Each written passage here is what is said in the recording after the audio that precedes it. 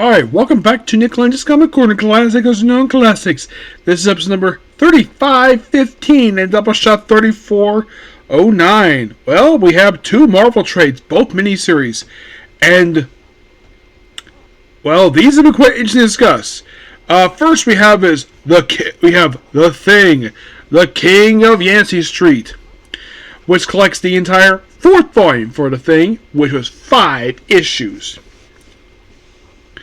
The writing here is done by Tony Felice. The artwork is done by Justin Moosen. The cover artwork is Nick Bradshaw and Rachel Rosenberg.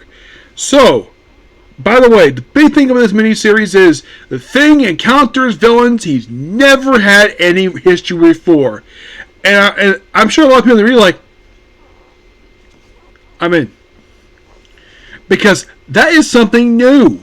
Because there's like a boatload of characters in Marvel Comics Thing has never interacted, aside from, like, he's interact with people occasionally outside of his own supporting cast. Yeah, he's interacting with superheroes per se, but not villains. So we see the Demolition Crew, the Wrecking Crew, the Serpent Society. It seems like they're pairing something. And we see The Thing with Fantastic Four. Based on the outfits here, but darker blue, I'm guessing this is probably in the 80s, I'd say. They don't specifically say it, but I'm guessing the 80s based on the attire. Because of the dark blue attire that they're wearing here. I'm guessing this is probably the 80s, so. And they're up in their monster hunt, and then, of course, The Thing just settles in. He has a paper counter as well. It's like, take a shower. And then he wakes up at 8:30 a.m. where basically an old acquaintance of his named Marty Flynn, and church turns away because they want to deal with what to do with him. There's no money. Yeah, and he's asking Thing's help because his sister's kid, his niece, basically has been taken. Can't find her. Sally Flynn.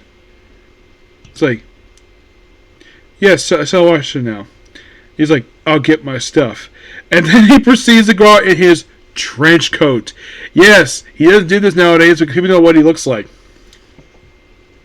So, and he goes to Yancy Street. And he goes to Josie's. Yes, a place that's frequented in the pages of Daredevil and Punisher. Where, basically, he runs into old Daredevil villain, the Gladiator, Melvin Potter. Yeah, a guy who doesn't really appear much nowadays. Is because you probably think like is because there's well, the reason why I could think is because no writer wants to do anything new with him.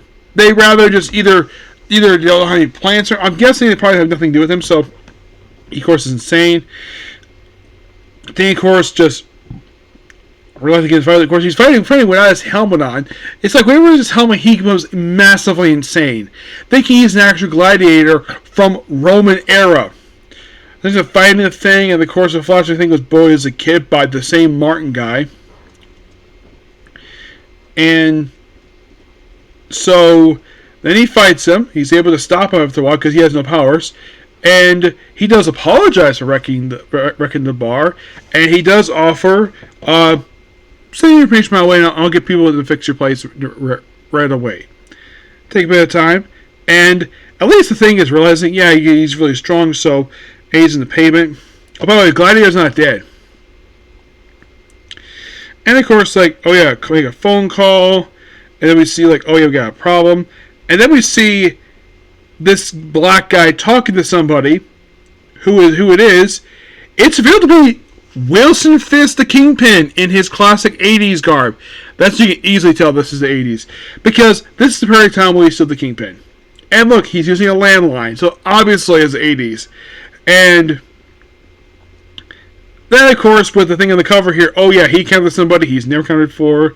More bullying flashback. Of course, they look around. And then, of course, he's attacked by frickin' Bullseye. Yes, Bullseye. Who made his debut in the 70s. And the thing is, never been in a comic with him. Never. And here he is. First time he's ever even met the Thing. He does know the Thing. He does know of the Thing. He's like, that. For their perspective, they never met each other before. And of course, basically, it's like he hits on something he's like, ow, right in the eyeball. That's the kind of bullseye. I keep moving, Jumbo, and he proceeds to punch the power pole. And of course, basically, he ends to fight with them. And he's like, And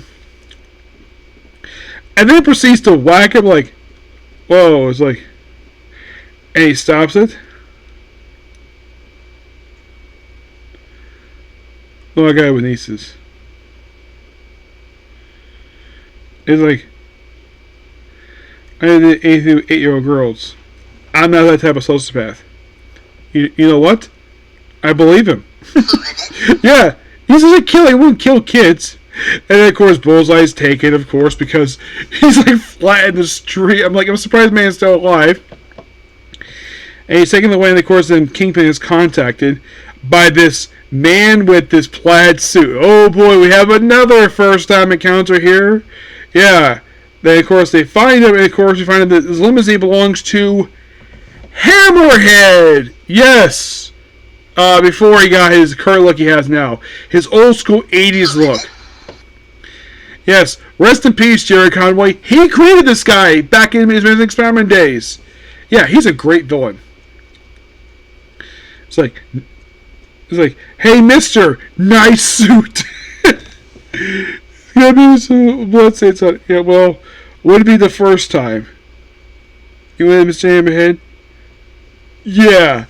And then, of course, well, Bullseye is here. It's like, there's an explosion, of course, then the kid is there. Yeah, she's actually a mutant. Yeah, they don't say it here, but she's got powers. I think she's a mutant. So yeah, then of course they fights Hammerhead, which is kind of interesting. Excuse me.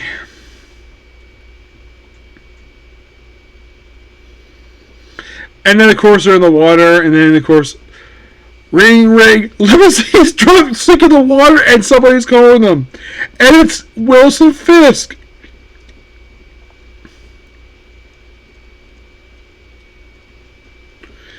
Yeah, I was like, please stop. I like heights. Hey, it's okay. I'm gonna take you home.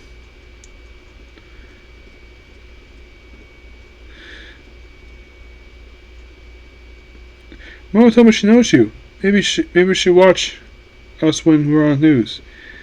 I went to school with your mom. She was nice to me. We were kids.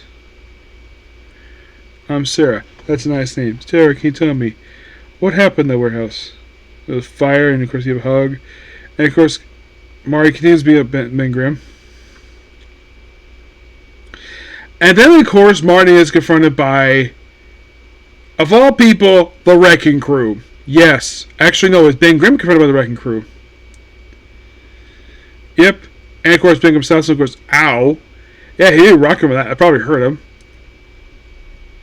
And basically, you have the thing fighting the Wrecking Crew all by himself. Yes, the guys who are easily punching bags for Thor, and yet Thing has a tough time with him.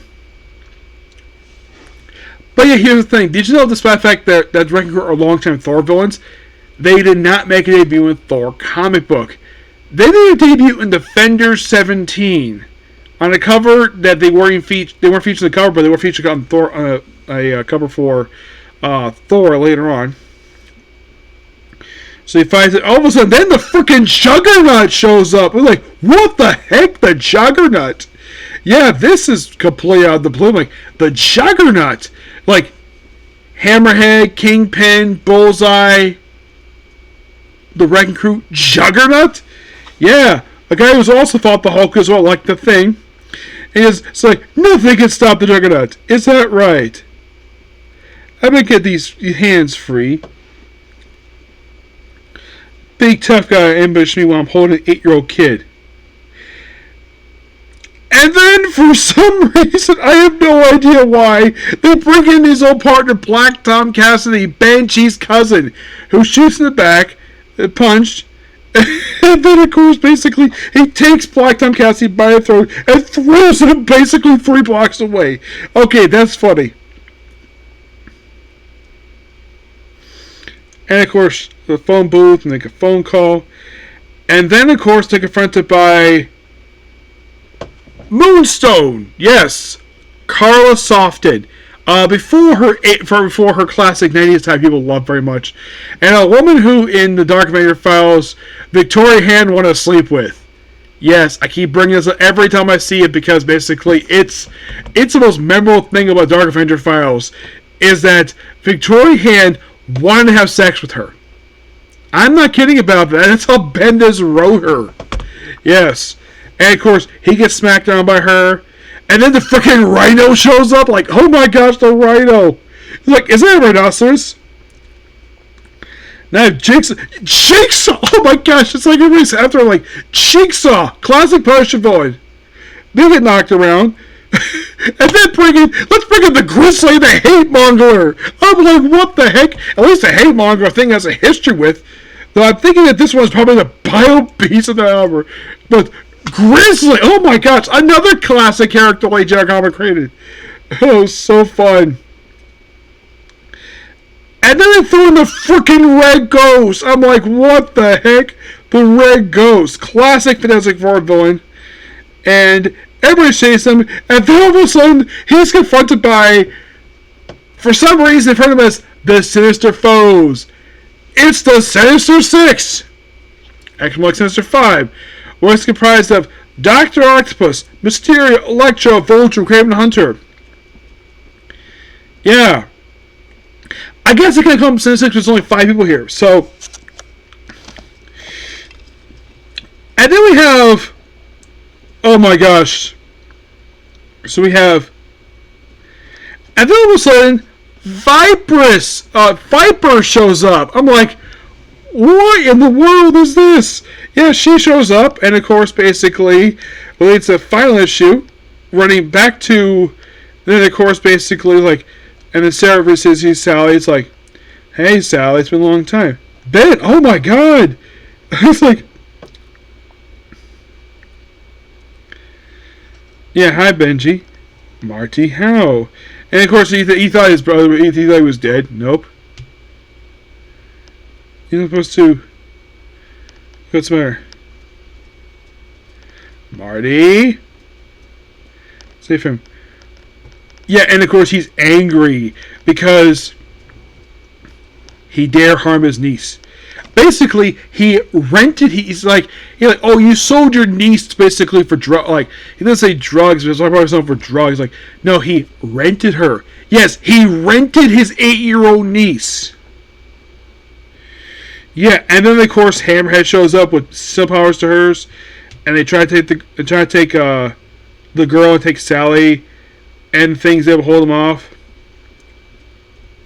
And of course Sarah tries to harm her uncle because he's terrible. And of course whistles in her ear. Listen, you haven't been holding back, right? You think I punched a guy in a pinstripe suit? You think I punched a guy in a pinstripe suit the same how I punched the Hulk? It's like, you're bluffing. It's like, I'll go ahead if you ask any people if I'm bluffing. They know who I am. Yeah, the thing. Tell him, kid, it's clobbering time. He proceeds to punch out the Abraham, which is so funny. And of course his ghost taken away. Like, what do you do with her brother? Her idiot brother. And then Marty is taken up and taken to Fist Tower, where he basically just like, excuse me, sir, can I have an appointment? And he proceeds to bust up Fizz's office. Kingpin, heard you were looking for me. Do I get the $10 billion for bringing myself in? Mr. Grimm. Are you here to clobber me? Yeah, probably. Like, I don't pick on people smaller than me. I ain't a creep like that. You are in dangerous waters. It's none of my business. Snatching little kids and scrapping the powers up. Is that your business? Talking about, I know this man. Well, he knows you. He sold his 8-year-old niece to your guy Hammerhead. Kept her locked down in your warehouses. You know about that? I'm a just man. Yeah, save for the cops. You think that scares me? I own the cops. I own this town. Yeah? You don't own Yancy Street. And that's the book itself. That book is awesome. Oh my gosh, that was freaking amazing. seeing the Thing beat up a bunch of like villains associated with Spider-Man and like a lot of like Spider-Man villains, even like one or two Daredevils. This was awesome. I give that book a 10 out of 10. Next up we have is Beware the Planet of the Apes. Yeah, I read this as the classic continuity, and this book is a prologue, is a prequel to the very first movie. And also, if I read online, apparently this miniseries ignores the two miniseries that Boom Studios put out when they published when the license published this series. So, of course, advertising here for Planet Adventures, which I have reviewed. That was awesome. Shortest epic collections, cost only $10. That damn thing. So, they also extras from the Planet of the Apes book, which why not? Book written by Mark Guggenheim, art by Alvaro Lopez. Mark Guggenheim, cool guy. So, we have Ape City, Forbidden Zone, Ham Empire, Hope's Point. It's this great two-page spread here. So, a lot of the book is simply this. So, we have a little bit of recap of what we see later in the movie from the actual original comic. And then we cut to before then, where basically you have Lucius. This actually is Zara's niece. Yes, Zarya, as one of the apes who Charlton has met in the movie. This actually is her niece. Not niece, nephew, excuse me, nephew. I'm thinking niece because of the Thing book. So, yeah, and the woman he meets here, that is actually Nova. Yes, the same girl who was offered to Taylor in the first movie. And of course, basically, you have a girl looks at flowers. And of course, Zara looking for her nephew, and Cornelius is there. And, well, it's a Planet of the Apes thing. And of course, he finds her. And he doesn't understand because humans in this world don't speak. So, then we have the Dr. Zeus. Yeah, the guy who in the movie was a dick. Nope, can't look for him. Because it's forbidden, it's all about the text and... But they go look for them anyways. Well, they go through a tunnel and they end up basically in the ruins of New York City. And they meet Nova for the first time. Yeah. It's interesting, though, the book retcons it where her nephew, Zora's nephew, met Nova first before she did. So then, of course, they do some walking for a while across some desert. Basically, all these areas. And they have, of all places, Yankee Stadium. Yes. Yeah, I can't exactly. It's a two-page spread. And it turns out we have another Ape City inside the actual Yankee Stadium. And that's actually what happened in Queensburg Plaza. Basically, underneath this from beneath Planet Apes. And they have together Brent here, who is from the, basically it's from the Beneath Planet Ape stuff, from the future. Yeah, basically we have the mutants here who actually can talk. Yeah, these are the mutants who can talk. Yeah, and of course we have, this is basically Mutant City. And then of course Cornelius gets shot, but don't worry, he'll still live. Then we have a woman who uses telepathy, well, he's telekinesis.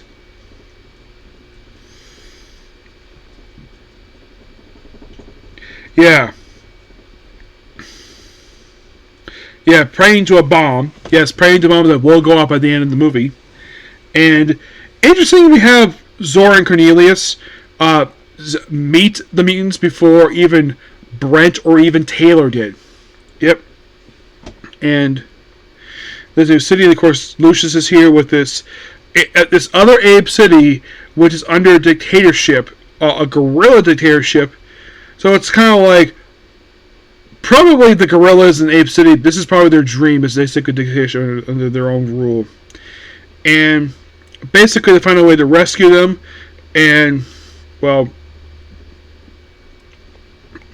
And then for some weird reason, we have a flash to where she creates an illusion where Nora is part of the Wizard of Oz, for some reason.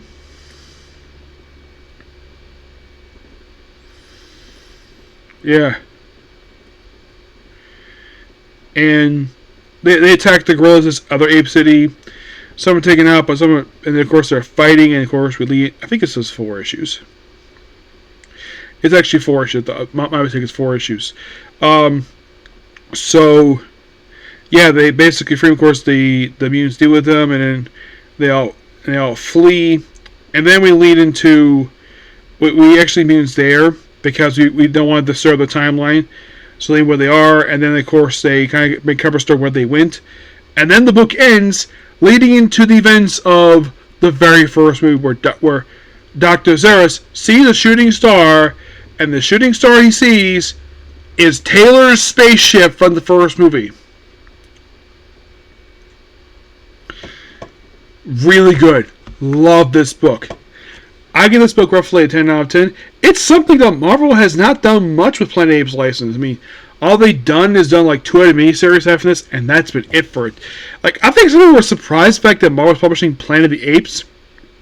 Now, it's good to release the Epic Collection to notify people that, yeah, they have published Planet of the Apes before, but back in the 70s. But this book was really good. I give this book also a 10 out of 10. I pretty much end it here because I want to continue with Tokiyaki. So that's pretty much it for the video. Please be sure to like, comment, subscribe to notifications. See you next video. Bye.